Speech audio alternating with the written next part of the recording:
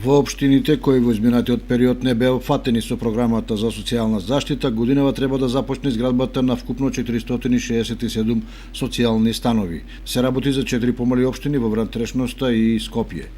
Во тие 4 општини влегува и општина Виница, која е опфатена со програмата на Министерството за транспорт и врски, а по планот ќе се гради така наречена социјална зграда со вкупно 39 стана наменети за семејства што живеат во услови од социјален ризик.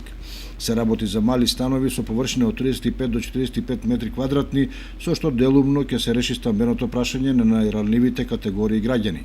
Покрај општина Виница, социјални згради ќе добијат и помалите општини Свети Николе, Пехчево и Пробиштип, како и главниот град Скопје. Цената која ќе ја плаќаат идните станари ќе изнесува 15 денари за метар квадратен, а според акционерско друштво за стопанисување со станбени деловен простор, во тек е усогласување на активностите со Министерствата за транспорт и врски и за труд и социјална политика, за да се утврдат критериумите според кои ќе се прави распределбата на становите. Изградбата на новите социјални згради е во рамките на проектот со кој до 2020 година Министерството за транспорт и врски планира да изгради вкупно 33 згради со 1741 стан за социјално ранливи категории.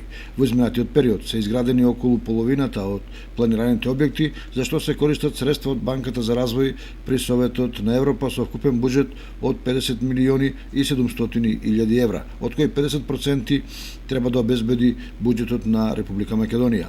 Новата зграда во Кочани, која располага со 43 социјални станови, е целосно завршена, што значи дека наскоро ќе биде објавен повик за нивна распределба. На тој начин ќе се реши стамбеното прашање на исто толку граѓани со нарушена социјална положба.